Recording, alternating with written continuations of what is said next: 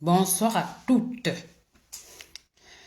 Est-ce que tu sais que la façon dont tu te parles détermine ta réussite ou ton échec? Bienvenue dans ce live qui est également une formation. Donc aujourd'hui, nous allons parler d'un sujet qui est au cœur même de notre épanouissement et qui est justement le chemin par lequel l'invisible va passer justement pour nous saboter à notre insu. Notre discours intérieur et justement la façon dont nous parlons à nous-mêmes. Mais avant de commencer, je vais me présenter pour ceux qui ne me connaissent pas. Moi, c'est Gisèle Temomo. Je suis un coach bien-être qui justement aide les femmes brisées dans les relations toxiques ou pas à atteindre leur épanouissement en se reconnectant à leur essence, donc en commençant surtout par guérir leurs blessures de l'âme pour en atténuer la souffrance. Tout simplement parce que j'ai été moi aussi dans une relation toxique pendant de nombreuses années et j'ai pu me libérer et me reconstruire. Et c'est justement ce même parcours que je vais proposer à d'autres femmes, surtout à travers mon programme d'accompagnement, la voie de l'alignement, qui est justement divisé en deux piliers. Donc, le premier pilier, c'est l'amour conscient où on va justement commencer par guérir ses blessures de l'âme pour se reconnecter à son essence et à son identité et aussi surtout se libérer de la toxicité relationnelle et aller vers un amour plus conscient et mature. Et le second pilier justement, c'est incarnation alignée où on va chercher d'incarner soi-même cette version de nous que nous voulons atteindre. Donc, nous allons essayer de créer une cohérence intérieure entre ce que nous voulons, ce que nous pensons et ce que nous ressentons pour essayer de nous aligner à la version magnétique, magnifique, épanouie et prospère que nous voulons atteindre. Donc, c'est un peu ça, en gros, mon programme d'accompagnement. Donc, il faut dire que les semaines passées, nous avons commencé un peu à parler de ce second pilier en abordant le sujet de la cohérence intérieure. Et là, nous avons pris conscience de cet invisible qui nous sabote à notre insu et qui est justement l'inconscient que porte notre enfant intérieur et qui vit encore en nous.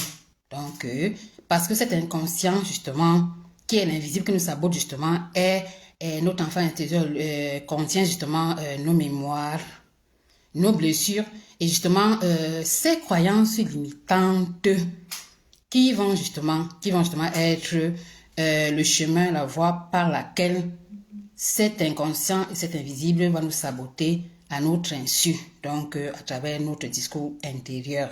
Donc, parce que les croyances inconscientes, les croyances limitantes inconscientes vont également déterminer notre discours intérieur et justement nous saboter à notre insu et nous empêcher justement de créer une cohérence intérieure entre ce que nous pensons, ce que nous ressentons et ce que nous voulons.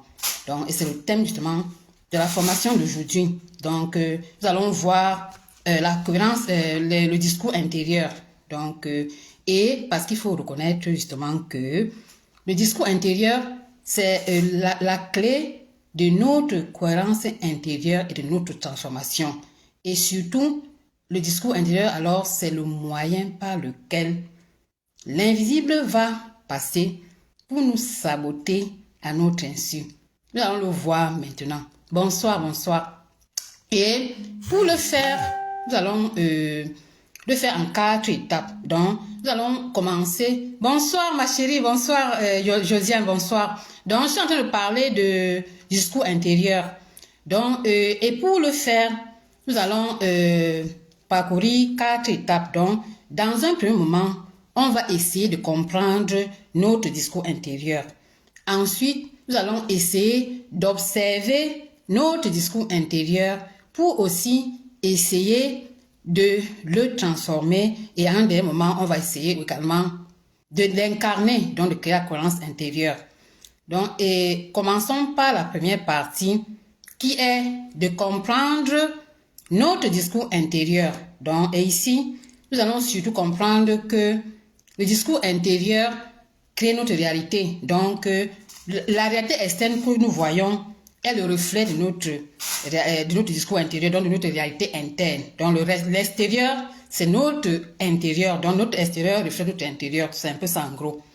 Et on va essayer de comprendre ce qu'on appelle discours intérieur. Donc, qu'est-ce que c'est que le discours intérieur? Donc, c'est ce qu'on se dit. Donc, c'est tout ce qu'on se dit. Et c'est cette voix qu'on se dit qui est inconsciente, qui est automatique et qui est répétitive. Donc, il faut vraiment comprendre ce qu'on appelle discours intérieur. Donc, c'est vraiment la voix qu'on se dit sans même se rendre compte. Donc, c'est un peu ça. Et il faut dire que le discours intérieur comprend nos pensées, nos croyances, nos interprétations et la façon dont on se parle. Donc, c'est vraiment ça ce qu'on appelle discours intérieur. Dans l'exemple concret, par exemple, on va se dire, je dois me battre pour être aimé. Donc, ça, c'est une pensée qui va tourner en boucle dans notre cerveau. On va également se dire, par exemple, je vais encore échouer. Ou encore, si je me montre tel que je suis, on va me rejeter. Donc, ici, vous reconnaissez déjà les croyances imitantes qui sont liées à nos blessures de l'âme. Donc, parce qu'il faut dire justement que ces pensées que nous avons, donc, et qui sont notre discours intérieur, justement, ce ne sont pas des pensées que nous choisissons consciemment. Donc, généralement, elles sont liées à nos croyances limitantes que porte notre enfant intérieur et surtout notre petite fille blessée. Donc, c'est ça, il faut comprendre bien que notre discours intérieur, c'est des pensées qui tournent en boucle et qui sont inconscientes. Et justement, ce sont des programmes automatiques enregistrés dans notre subconscient. Il faut le noter parce que les croyances, ce sont des programmes automatiques. Nous avons vu la semaine passée comment est-ce que les croyances vont se former à partir de nos pensées parce que on a déjà une pensée. Donc les croyances commencent déjà par une pensée. On a une pensée. La pensée va activer un circuit neuronal. Il faut le reconnaître. Et ça ne fait rien. Mais quand on répète la pensée, le circuit va se renforcer.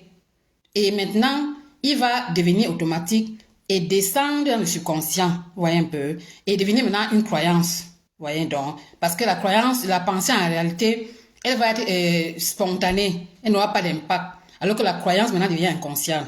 Et vous voyez justement que la croyance, justement, c'est un programme automatique.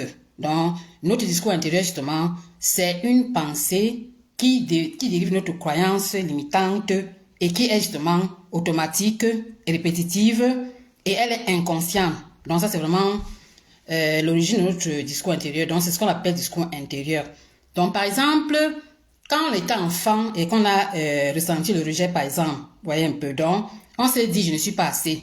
Ça, c'est pour vous dire un peu comment les croyances se forment. Donc, quand on était enfant, par exemple, on a ressenti le rejet, la pensée a été, je ne suis pas assez. Maintenant, quand on a eu cette pensée, on a également ressenti la peur, parce qu'il faut le noter. Et qu'est-ce qui s'est passé? Au fur et à mesure qu'on répète la pensée toutes les fois, elle active le circuit neuronal, le circuit se renforce, il devient automatique et il descend dans le subconscient. Et il faut également noter que quand on a les pensées, on a également peur. Parce que pour devenir automatique, il faut que la pensée soit également associée à une émotion. Donc, et c'est pour cela que la croyance, la pensée va être répétée, devenir une croyance qui va aller s'installer dans notre subconscient et devenir justement un programme automatique. Donc, c'est là que vous comprenez justement que notre discours intérieur, justement, il vient de nos croyances limitantes qui sont dans notre subconscient et qui sont portées par notre enfant intérieur. Maintenant, nous allons voir le lien entre notre discours intérieur, donc entre le cerveau et le corps, donc entre notre discours intérieur, cette pensée automatique et notre corps. Il faut noter que chaque pensée va déclencher également une réaction chimique. Donc c'est ça qui est la partie importante. Donc chaque pensée qu'on a déclenche également une réaction chimique. Par exemple, quand tu te dis par exemple, je vais encore échouer, je prends un exemple concret, tu te dis je vais encore échouer. Quand tu te dis je vais encore échouer, ton corps va ressentir la tension. Et justement, il va activer la production des hormones telles que le cortisol. Et le cortisol, c'est l'hormone du stress par exemple. Et il y a aussi l'adrénaline, donc qui est l'hormone qui va se sécréter quand on a peur, par exemple, ou bien quand on perçoit le danger, vous voyez un peu. Donc, on a tout simplement dit que je vais échouer, on a ressenti la peur, et le corps a déjà produit le cortisol et l'adrénaline, vous voyez un peu. Bon, maintenant, donc ça c'est quand on a eu peur. Bon, supposons maintenant qu'on se dise, je suis heureuse, je suis dans la gratitude, je suis contente. Quand on se dit maintenant qu'on est heureuse, on a seulement la pensée qu'on est heureuse, on va également produire la dopamine, qui est un neurotransmetteur. Parce que les neurotransmetteurs, c'est les signaux du cerveau. Donc, c'est les signaux qui sont les connexions entre les neurones, si vous vous rappelez. Donc, on va produire la dopamine. Donc, on va activer la dopamine, qui est le neurotransmetteur de la motivation et du plaisir. Donc, tout simplement parce qu'on a dit on est heureuse. Donc, ça active le signal dopamine, qui est motivation et plaisir. Ça active la sérotonine, qui est le signal du bien-être et de l'apaisement. Et ça active également l'oxytocine, qui est le neurotransmetteur du lien de l'attachement. Donc, c'est pour vous faire comprendre justement que vous avez seulement dit que vous êtes heureuse, vous êtes dans la gratitude, et ceci a provoqué justement l'activation des signaux du bien-être qui sont dopamine, sérotonine et oxytocine. Donc, vous voyez un peu le lien qu'il y a justement entre la pensée et l'émotion qu'on a justement et nos émotions. Vous voyez un peu, parce que l'émotion également va déterminer la production des hormones et activer également des signaux dans notre cerveau. Donc, si vous comprenez bien, ça veut dire justement, en gros, en résumé, que une pensée justement va activer, donc va vous provoquer des émotions chez nous. Vous voyez un peu, parce qu'on dit, je vais échouer, on ressent de la peur, et le corps il réagit en faisant comment? En produisant le cortisol et l'adrénaline. Vous voyez un peu. Maintenant, quand on dit justement également que on est heureuse, donc le corps aussi, comme il est content, il va activer les signaux du bien-être qui sont l'oxytocine, la dopamine et la sérotonine. Donc, vous pouvez comprendre un peu le lien qu'il y a entre la pensée et la chimie de notre corps. Et ça veut dire justement qu'on ne ressent pas au hasard, on ressent justement parce que ce qu'on se dit, si vous comprenez bien. Maintenant, il faut dire que ceci va créer un cercle invisible. Il faut le reconnaître parce que on va se dire, on aura une pensée. La pensée, justement, va créer une émotion, comme je l'ai dit avant. Donc, on se dit, je ne peux pas faire quelque chose, j'ai peur. Donc, je vais échouer. On ressent de la peur. On a cette émotion. Ça provoque la production du cortisol et de l'adrénaline, si vous vous rappelez. Maintenant, qu'est-ce qui va se passer? On va se comporter justement comme quelqu'un qui a peur. Donc, ça va également influencer notre comportement. Et justement, le résultat va être que ça va renforcer également notre discours. Prenons un exemple concret. Vous voulez entreprendre, par exemple, vous vous dites, je ne suis pas capable. Ça, c'est un exemple concret que je prends. Donc, vous voulez entreprendre, vous dites, je ne suis pas capable. Qu'est-ce que ça va faire? Vous allez douter. Et vous allez produire justement le cortisol et l'adrénaline. Vous voyez un peu. Et quand vous allez produire le cortisol et l'adrénaline, vous allez vous sentir stressé, vous allez ressentir la peur. Ça veut dire justement que ou vous n'allez pas entreprendre, ou quand vous allez entreprendre, vous allez échouer parce que vous êtes dans la peur, vous êtes dans le stress, vous êtes stressé. Vous voyez un peu. Et comme résultat, justement, ça va renforcer justement la pensée d'avant parce que vous avez échoué. Donc, vous allez continuer alors à vous dire justement que je ne suis pas capable vu que j'ai échoué. Vous voyez un peu le lien, non?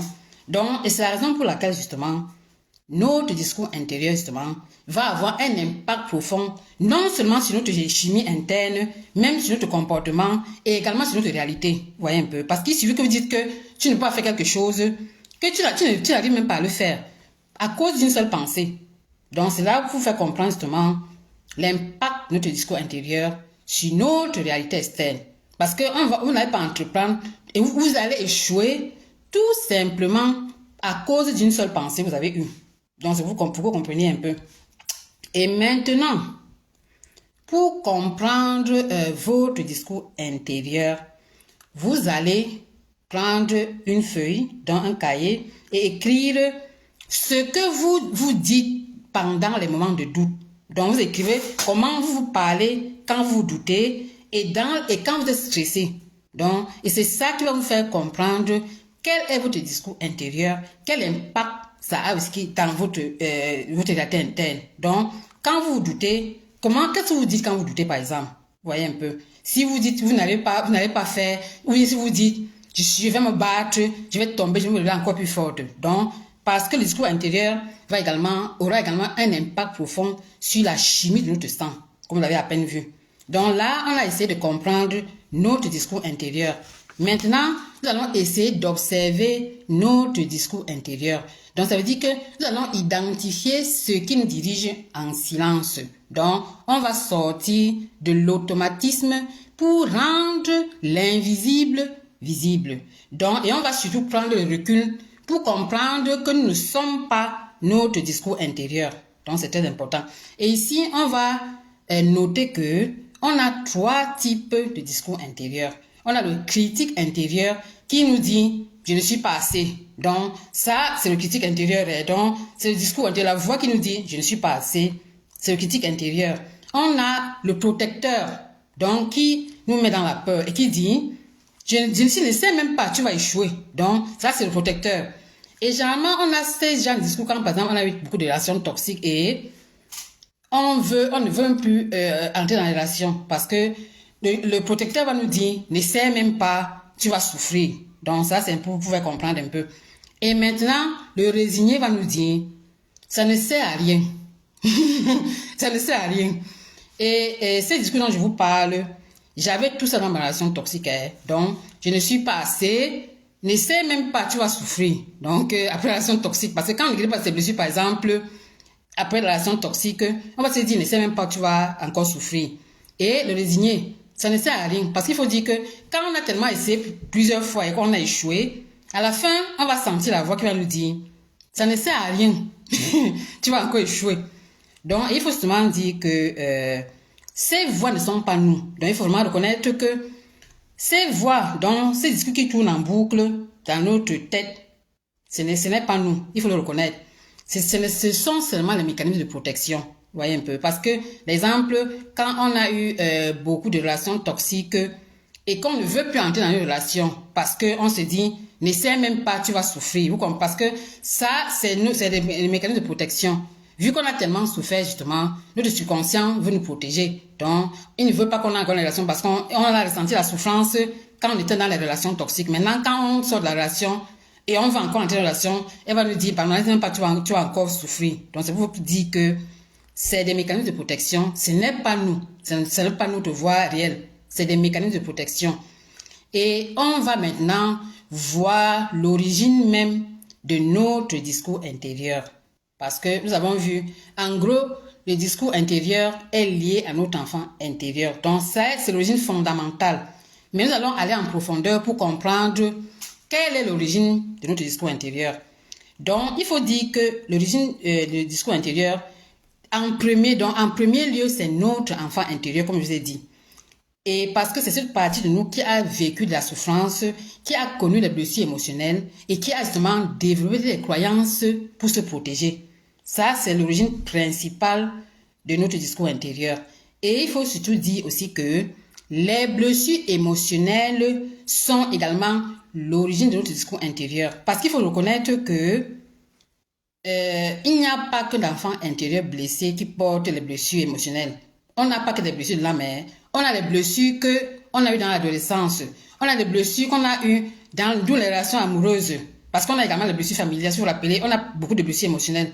Donc, il n'y a pas que les blessures de l'âme, il y a les blessures amoureuses, les blessures familiales, les blessures amicales, vous vous rappelez, toutes ces blessures-là. Donc, c'est toutes ces blessures émotionnelles-là qui vont créer dans notre subconscient des croyances limitantes et qui vont justement déterminer notre discours intérieur. Il faut vraiment le noter. Et une origine également, c'est notre entourage. Ça, c'est très important à noter.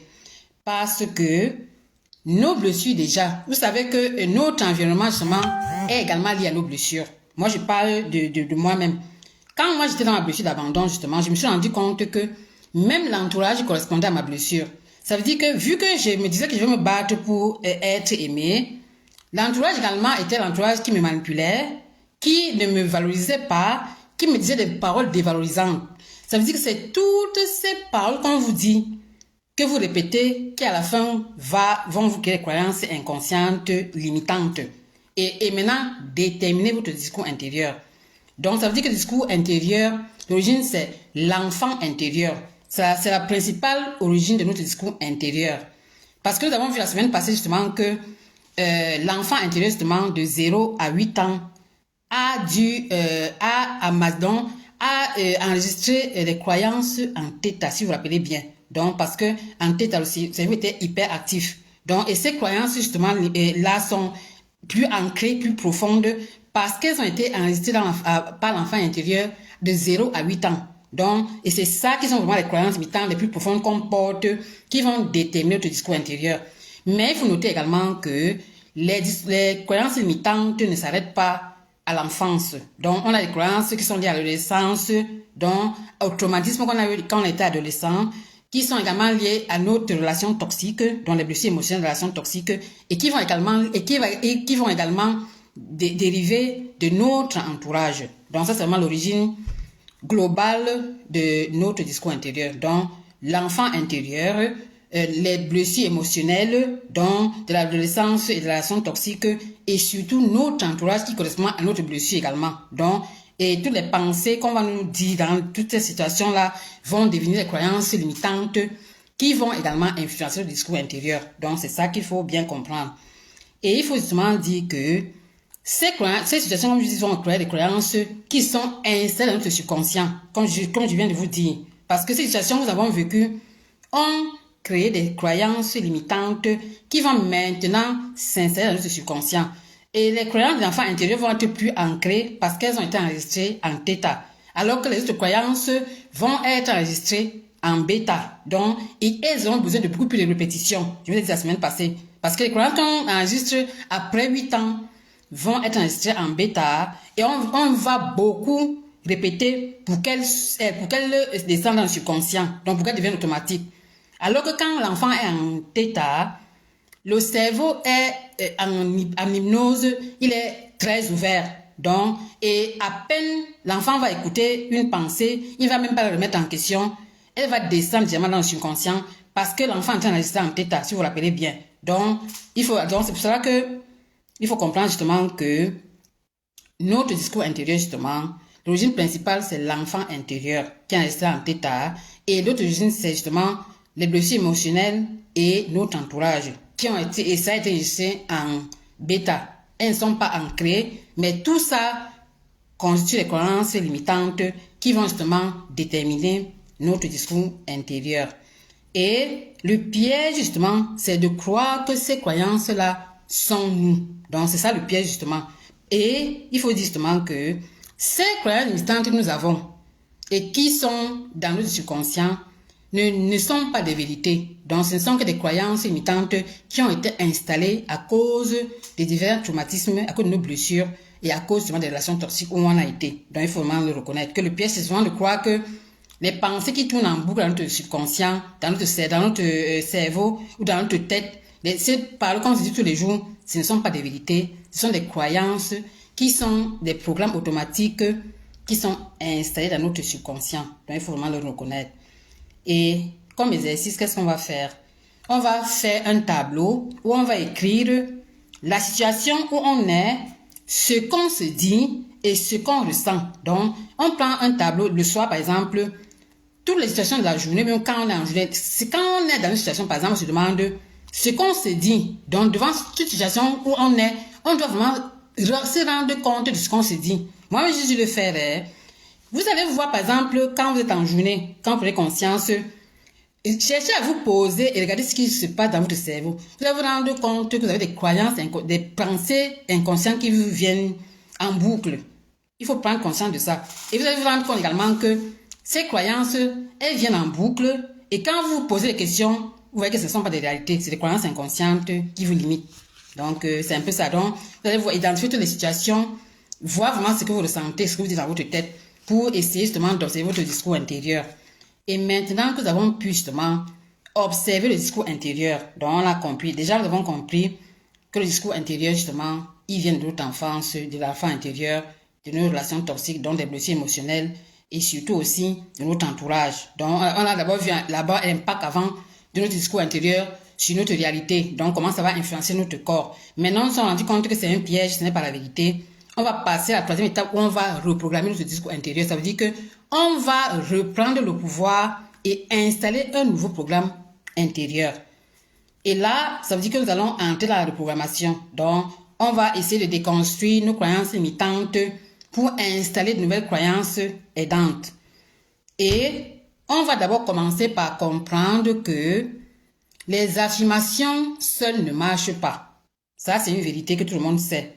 Donc, quand on ne peut pas se dire, par exemple, je suis forte, alors qu'on ressent la peur, ça c'est des affirmations. La preuve, c'est que quand on dit seulement je suis forte, ou bien les tableaux de visualisation, par exemple, on peut regarder ça à longueur de journée. Ça ne va jamais changer une réalité si on ne ressent pas également les émotions. On va le voir maintenant. Donc, les affirmations, ça ne fonctionne pas. Pourquoi? Si par exemple, je me dis je suis forte, alors que j'ai une croyance limitante inconsciente qui me fait comprendre que je ne mérite pas, je ne peux pas, je vais échouer bien, je suis faible. Je dis consciemment, je suis forte. J'ai une croyance inconsciente qui me dit, je suis faible, par exemple. Je vais ressentir la peur par rapport à ma croyance. Ça veut dire que comment je vais réagir? Quand je sens la peur, il y a le cortisol, il y a l'adrénaline que le corps va produire. Je vais sentir la peur et je vais me comporter comme quelqu'un qui a peur, justement. Ça veut dire que je vais dire que je suis forte, mais le comportement sera de comporter quelqu'un qui est faible. Si vous vous dites justement que les affirmations, ça ne fonctionne pas, ce qui va fonctionner, c'est vraiment le ressenti. Et comment on va le programmer maintenant? Donc, reprogrammer, c'est quoi? C'est remplacer un programme automatique par un nouveau programme plus aligné. Tout simplement, ça veut dire qu'on va remplacer sa croyance limitante, parce que la croyance est un programme automatique dans le subconscient. Donc, on va remplacer la croyance limitante par une autre croyance plus aidante. Donc, c'est seulement ça la reprogrammation. Et comment on le fait? En 3 étapes précises. Donc, la reprogrammation se fait en 3 étapes. Dans un premier moment, on va identifier notre croyance limitante. Ça, c'est important. Et ensuite, on va questionner sa croyance limitante pour finalement la transformer en une version réaliste et évolutive. Maintenant, entrons dans le concret.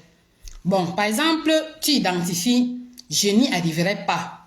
Ça, c'est une croyance inconsciente que tu as et que tu as finalement identifiée. Donc, c'est une croyance limitante qui te dit « je n'y arriverai pas ». Maintenant, tu vas questionner la croyance. Est-ce que c'est vrai? C'est une vérité ou c'est une peur? Tu te rends compte que c'est une peur. Maintenant, qu'est-ce que tu fais? Tu la transformes en une version plus réaliste et alignée. Ça veut dire que tu peux dire, par exemple, avant tu disais je n'y arriverai pas. Maintenant, tu te dis, je peux apprendre et progresser. Il faut dire justement que la nouvelle croyance doit être crédible et alignée. Ça veut dire que quoi? Elle doit être également progressive. Tu ne peux pas dire, par exemple, partir de je n'y arriverai pas. Tu dis après l'autre croyance, je vais arriver, je vais réussir. Ça va être impossible. Donc, la croyance qui remplace doit être également évolutive et crédible. Vous voyez un peu. Donc, c'est très important le point-ci. Et maintenant, on doit prendre conscience du rôle des émotions, qui est important pour reprogrammer. Pour un simple fait que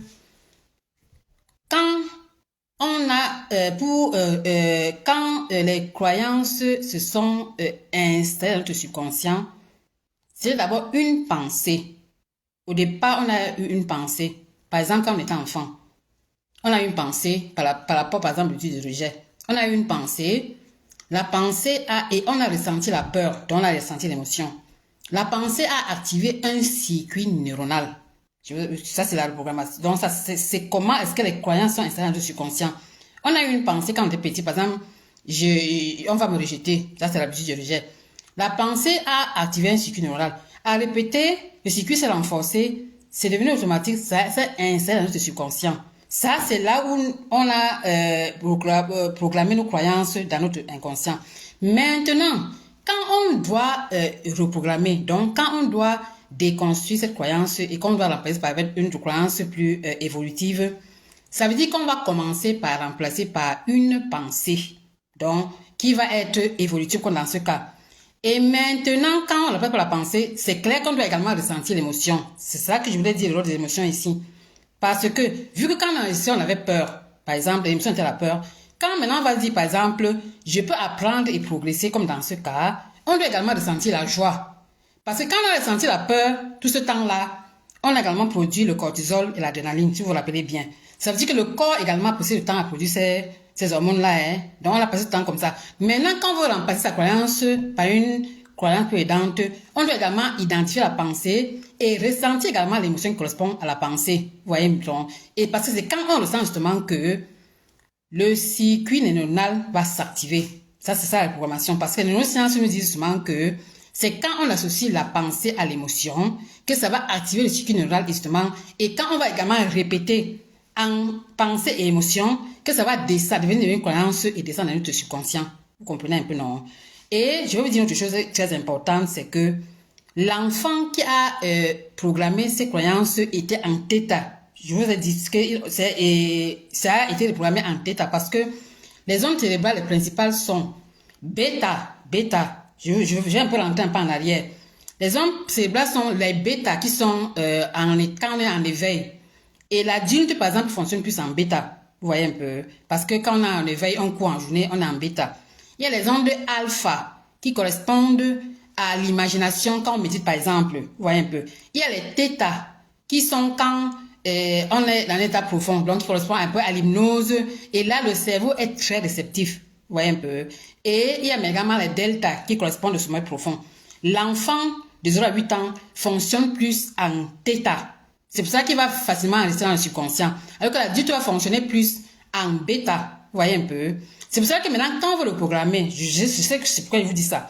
Quand on le programme, c'est mieux faire le soir. Le soir, pourquoi? Parce que quand on va, avant d'aller dormir, parce que quand on est en train de partir dormir, on passe de bêta, éveil, on va aller à alpha, où c'est le sommeil, donc où c'est la méditation, la relaxation, on part à l'alpha. Et maintenant, on va aller à theta, qui correspond justement à l'hypnose et qui correspond justement aux ondes où on a enregistré nos programmes automatiques. Très important. C'est pour ça que le soir, il faut faire le soir quand on est en train de partir entre alpha et theta. Donc, on prend sa pensée, on se la dit, et on ressent l'émotion le soir avant de dormir quand on est en onde theta. Vous comprenez un peu, non? Maintenant, quand on va dormir et qu'on a répété ça, et qu'on a dit ça, le cerveau va aller en delta. Donc, quand on va maintenant dormir, on se sent dans le sommeil profond, ça va bien ancrer la croyance dans notre subconscient, vous voyez un peu. Et le lendemain matin, on va faire la même chose. Parce que le lendemain, on va partir de delta, on va aller à theta, on va aller à alpha, on va aller à bêta, vous voyez un peu, non? Donc, le matin aussi, quand on est en train de partir entre theta et alpha, on refait encore la programmation. Le point, c'est très important parce que beaucoup de gens ne savent pas ça. Il faut répéter la pensée, ressentir l'émotion et surtout le faire le soir avant de dormir le matin quand on est en theta. C'est pour vous expliquer un peu comment se passe la programmation. Sinon, ça ne va rien donner. Vous allez passer votre temps à faire des pensées positives, à faire des affirmations positives. Vous n'avez jamais ressenti de changement parce que vous n'êtes pas en train de programmer vraiment. Il faut vraiment ressentir. C'est l'émotion vraiment qui va vous permettre de reprogrammer et de transformer vos croyances limitantes en croyances plus aidantes. Donc, le point, c'est important parce que beaucoup de gens ratent ce point-ci. Ils passent le temps à faire des affirmations positives sans avoir des changements dans leur vie parce qu'ils sont en train de rater les choses, vous voyez un peu. Donc, le soir, on ressent l'émotion parce que quand on ressent l'émotion, justement, le circuit neuronal s'active. Et à force de le faire, on va créer un nouveau circuit neuronal qui correspond à notre nouvelle croyance. Et vu qu'on ne va plus alimenter l'ancien circuit, très important, hein, on ne doit plus. Donc, ça veut dire que même si en journée, on a encore des anciennes croyances, on les observe sans leur donner une charge émotionnelle. C'est pour vous expliquer un peu. Et c'est comme ça justement qu'au fil du temps, on va nous reprogrammer, on va transformer nos croyances limitantes en croyances plus aidantes. Donc c'est pour ça que le point c'était très important pour moi. Parce que beaucoup de personnes ratent ça, on passe le temps à répéter les choses, on ne voit pas de vrais changements parce qu'on n'est pas en train de faire les choses justes. Parce que la pensée va donner la direction, mais le carburant, c'est l'émotion qu'on ressent, vous voyez un peu. Et ça veut dire qu'on part de la pensée, on associe la pensée à l'émotion. Et maintenant, quand on répète, la pensée devient la croyance, l'émotion va devenir le sentiment, vous voyez un peu, non? Donc c'est pour ça que je vous dis, le soir avant de dormir, le matin au réveil, on identifie sa croyance, sa pensée, la croyance, on associe la pensée aidante, on la répète en y associant le sentiment. Donc, c'est ça qui nous permet justement également de reprogrammer. Très important, cette partie. Donc, ça veut dire, comme exercice, vous allez identifier 3 croyances limitantes, les transformer en croyances plus aidantes et les répéter le soir ou le matin, comme je vous expliqué. Et vous allez voir, moi, je l'ai fait quand je me suis libérée de ma relation toxique parce que je me suis rendu compte que c'était mon discours intérieur qui me pourrissait la vie. Moi, je vous le dis franchement. Quand je me suis rendu compte, j'ai changé le discours automatiquement, je vous assure. Donc, j'ai commencé à me dire des choses belles et à ressentir les émotions. Je me suis dit, je suis une reine. Je vais porter le chapeau avant de l'assumer. Je vous assure, et je le faisais jusqu'à aujourd'hui. Et ça a transformé ma vie. Donc, j'ai continué à le faire toutes les fois. Je ressentais. Et j'ai même fait, je me suis fait accompagner pour la toxicité relationnelle. Mais je me suis rendu compte que c'est même moi-même qui ai travaillé sur moi, sur cette partie-ci. Hein. C'est après que j'ai compris que j'étais en train de me reprogrammer, que j'étais en train de faire la manifestation. Donc, j'ai eu maintenant les outils académiques après pour comprendre comment j'ai manifesté. Mais j'ai fait ça moi-même. J'avais tellement souffert dans la relation là que j'ai dû me dire des bonnes choses, des pensées positives. Donc, ces paroles, des pensées aidantes, en ressentant moi-même l'émotion pour pouvoir me reprogrammer moi-même, je vous assure. Et je l'ai fait jusqu'à je vois les résultats. Quand vous le faites au fil du temps, vous allez voir, parce qu'il y a les rechutes qu'on aura, mais on sait là où on va. C'est vous dire un peu. Et c'est ça qui vous permet justement de transformer votre vie petit à petit. Parce que vous allez également transformer la chimie de votre corps. Vous voyez, non? Parce qu'avant, j'étais stressée, j'étais toujours malade. Depuis que je l'ai fait, ça fait 1 an, je prenais 8 médicaments avant de commencer. Maintenant, je ne peux même plus un médicament. J'avais la pression haute, j'avais tellement de problèmes de santé. Ça fait seulement 1 an que je dis ma relation toxique. Ça fait 1 an seulement, ça fait même pas. Mais ma vie s'est transformée. J'ai commencé par mon discours intérieur pour faire les autres choses. C'est pour vous dire aussi. Et c'est pour ça que je vous partage ces choses parce que je sais que c'est important. Les gens ne se rendent vraiment pas compte de l'impact de notre discours intérieur sur notre réalité externe. Et surtout aussi, quand on se rend compte, on ne comprend pas que c'est les programmes automatiques qui tournent en boucle dans notre cerveau, qui sont les enfants intérieurs. Donc, et c'est ça ma mission de vie. Et vous permettre de rendre cet invisible que vous sabote, de le rendre visible. Vous voyez un peu. Parce que sinon, vous allez continuer à produire la même réalité, à vous faire, à ne pas pouvoir vous reprogrammer, transformer votre vie parce que vous avez un discours intérieur qui vous sabote et qui est surtout lié à vos croyances limitantes que porte votre enfant intérieur. C'est ça la réalité. Donc, maintenant qu'on a pu comprendre comment on va reprogrammer son discours intérieur, on va reprogrammer justement nos croyances limitantes. On va maintenant incarner. Donc, ça, c'est la dernière partie. On va essayer d'incarner nous-mêmes. Donc, ça veut dire qu'on va essayer de créer cette croyance intérieure entre ce qu'on dit, ce qu'on ressent et ce qu'on veut dans notre réalité. Donc, on va justement essayer de stabiliser et d'intégrer dans notre vie réelle cette reprogrammation que nous avons faite. Donc, et ça veut dire qu'on va déjà essayer par comprendre justement encore ce qu'on appelle cohérence intérieure. Donc, c'est quoi? C'est quand ce que tu penses, ce que tu ressens et ce que tu fais sont alignés. Ça, c'est ce qu'on appelle cohérence intérieure. Parce que quand ces 3 choses sont alignées, tu vas arriver à la version que tu veux parce que toi-même tu es aligné à cette version-là. C'est clair. Si tu veux être une femme épanouie, tu penses comme une femme épanouie, tu ressens comme une femme épanouie et tu te comportes comme une femme épanouie, tu vas arriver à cette version. Tu vas être épanouie au fil du temps. Moi, c'est ce que j'ai fait depuis 1 an. Donc, je me comporte déjà comme une femme épanouie. Donc, je suis une reine. Je porte mon chapeau avant de l'assumer. Donc, ça veut dire que je m'habille comme une reine. Je me comporte comme une reine. Je ressens la paix, le joie, le bonheur, l'épanouissement. Et quand il y a les moments de doute, parce que l'ancien schéma va revenir, c'est clair. Donc, il y a le moment où tu vas ressentir encore